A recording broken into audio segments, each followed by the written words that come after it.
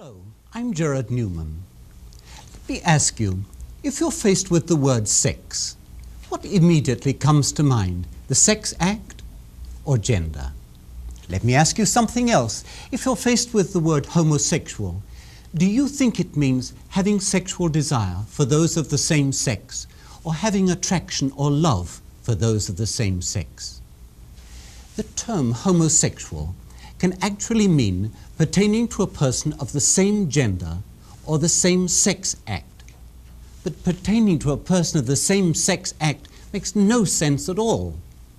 It is important to understand very clearly that the sex act is not an integral part of attraction to, affection for, or love for another person. It's quite clear that this coined term, homosexual, is not really accurate and can be extremely misleading. I believe it should be replaced by the Greek word philomophilos, meaning a person who has love or fondness for another person of the same gender. And note, there is no hint of any sex act, and even then it should only be used as a textbook term. Many people, including the clergy, claim that Jesus Christ never spoke about homosexuals. Well, he did. But you could easily overlook the passage, as they did. Jesus said, there are 3 types of people who should remain single. He called them all eunuchs. The first type is those who chose to be this way for the kingdom of heaven's sake, which would cover Jesus himself and Roman Catholic priests and monks, etc.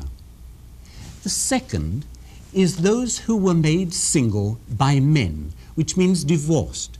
And did you know that Jesus does not permit divorced people to remarry? And the third is those born of the mother's womb, which means those that we refer to as homosexual or gay. The 2 words are synonymous. They shouldn't marry because they are not by nature attracted to those of the opposite gender, which in no way means that gay men, that is, do not like women. Now, there are 4 definitions for the word eunuch. 1, a castrated person, or by implication, a chamberlain. 2, an emasculated man. 3, those who, without a physical operation, are by nature incapable of marrying and begetting children. And 4, those who abstain from marriage without being impotent. And only the last one of these 4 definitions applies to all 3 types of eunuchs. And in English, we have a word for eunuch when it's used in this sense, and that word is single. And having described these single people, Jesus goes on to say that if you can understand this, make room for them.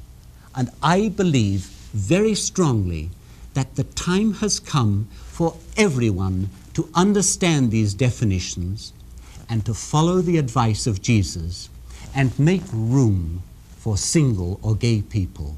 And as far as anyone's sexual activity, if any, is concerned, let me quote Dr. Ruth when questioned if people ask about her sex life. Yes, and I tells them, it's none of your business. And isn't that the truth?